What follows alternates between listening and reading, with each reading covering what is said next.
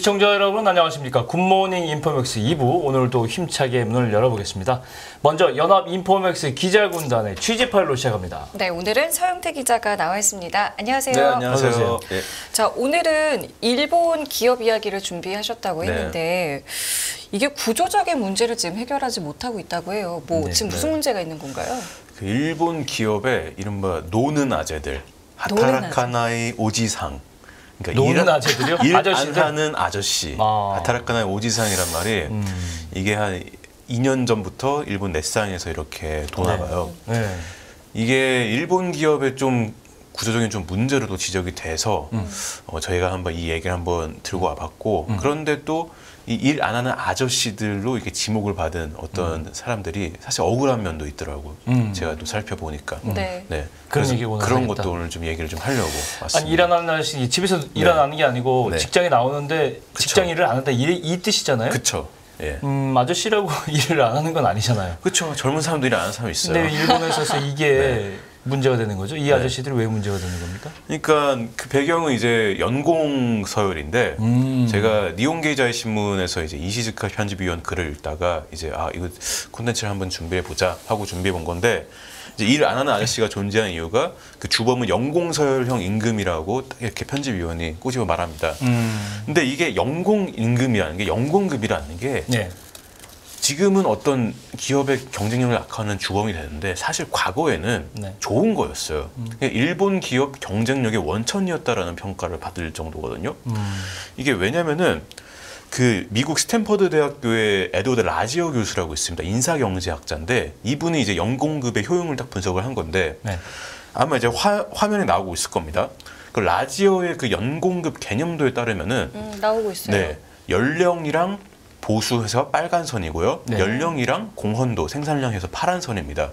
빨간 선은 정비례하죠. 연령에 따라 급여가 올라가고 파란 선 같은 경우는 우상향 하다가 완만하게 꺾입니다.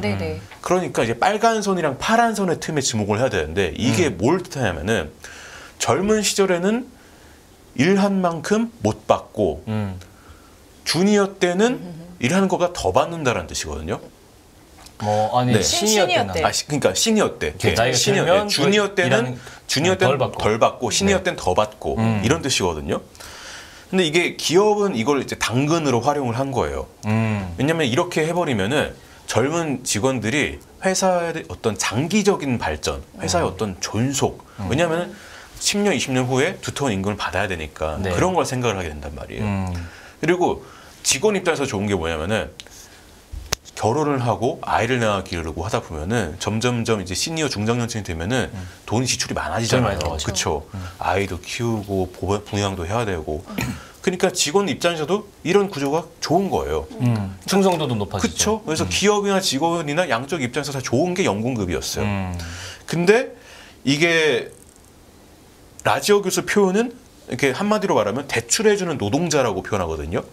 이게 직원들이 젊었을 때 자기가 생산한 공헌을 하는데 그 일부를 회사에 빌려주고 돈을 일부 빌려주고 나중에 시니어 때 되찾는다 해서 대출해주는 근로자 이렇게 표현을 하는데 그러니까 일 안 하는 아저씨 뭐 이런 말이 이제 넷상에서 돈다 해도 이분들은 사실은 젊었을 때 받았어야 할 보상을 지금 받고 있는 거죠. 지금 그것만큼은 일 안 한다 하더라도 제가 하고 싶은 얘기가 그 얘기예요. 저도 젊었을 때 일을 많이 했거든요. 그러니까 지금 억울한 아저씨들이 많을 것 같기는 해요. 근데 어쨌든 지금 또 젊은 층 사이에서는 아저씨들을 보면서 일 안 한다 이렇게 지적을 하고 있다는 거잖아요. 그렇죠. 젊은 층들 같은 경우는 뭐 젊었을 때 얼마나 일하셨는지 모르니까 그렇게 지적을 할 수도 있고 저는 충분히 억울할 수도 있는 것 같고 이 도시샤 대학교의 오타하지메 교수의 인용을 하자면은 그러니까 이 아저씨들도 제도의 산물인 거죠. 이 연공급을 제가 분석을 이제 보여드렸잖아요. 라지오 교수의. 그럼 이런 기업도 좋고 직원도 좋고 이 제도로 가자 했는데 어떻게 하다 보니까 이렇게 됐고 나중에 젊은 직원한테 지금 비난받는 상황이 됐는 어떤 제도의 산물이 된 거고 어떻게 보면 뭐 잘못한 게 없는 거죠. 잘못한 게 없는 건데 근데 또 현 시점에 와서는 이 연공급이라는 게 원래 옛날엔 좋았던 게 지금은 꼭 좋을 수만은 없는 거잖아요. 그래서 여러 가지 파생되는 문제가 있는데 그 중에 하나가 기업의 부담이 되는 게 혁신 저해는 게 왜냐면은 가만히 있어도 뭐 도전을 하지 않아도 급여가 오르니까 그렇죠. 굳이 새로운 도전을 뛰어들 이유가 없고 또 부하가 만약에 새로운 일을 하다 실패를 해요. 그럼 관리자 책임이잖아요. 그렇죠.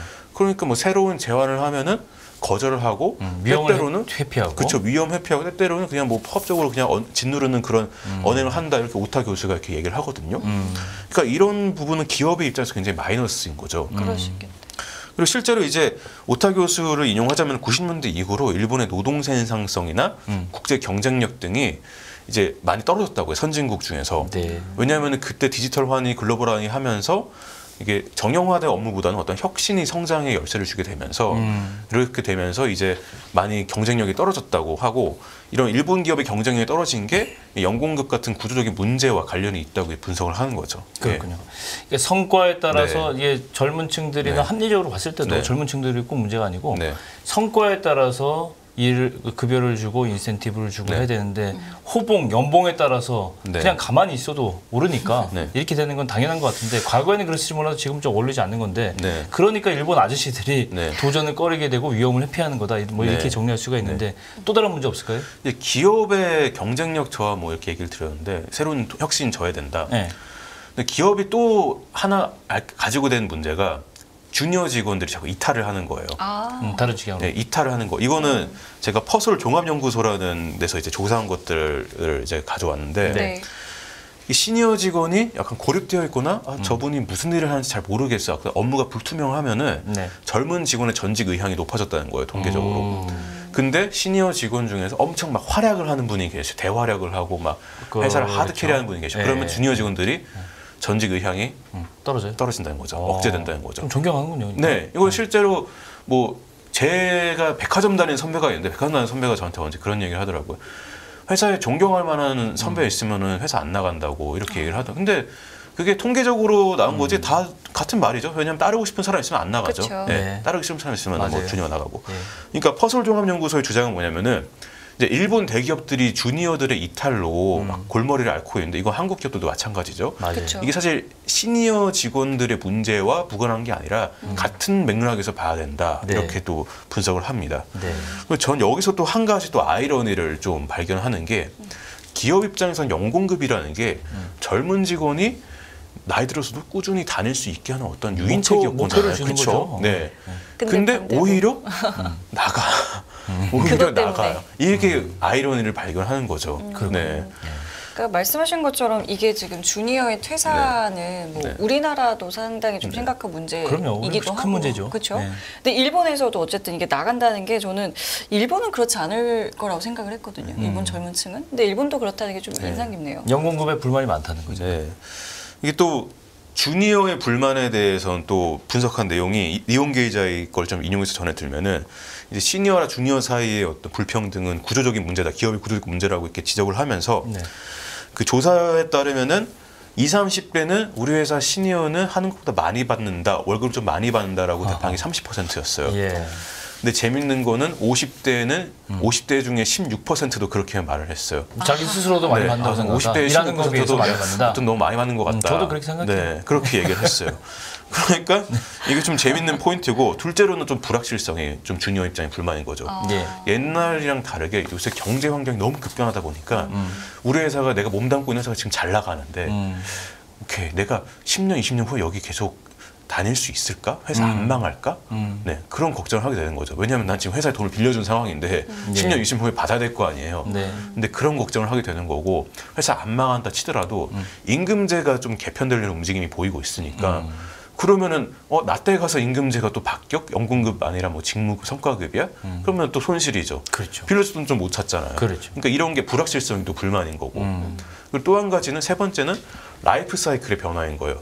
옛날에는 그래도 다들 이제 그 결혼을 하고 아이를 낳아 기르시고 그런 뭐 가정의 체제들이 많이 유지됐는데 그래서 기업이 연공급을 주는 게 뭐가 좋았냐면은 이 직원의 라이프 사이클에 따라서 이제 급여를 올려주니까 기업이 사회 정책적인 역할도 해준 거예요. 연공급을 통해 가지고. 그래서 그게 좋았던 건데. 그걸 또 해결해 주는 거죠. 근데 지금은 젊은 사람들이 결혼도 안 하고 아이도 안 낳잖아요. 그렇죠. 그러니까 뭐, 지금 줘 약간 이거죠. 아. 네, 네.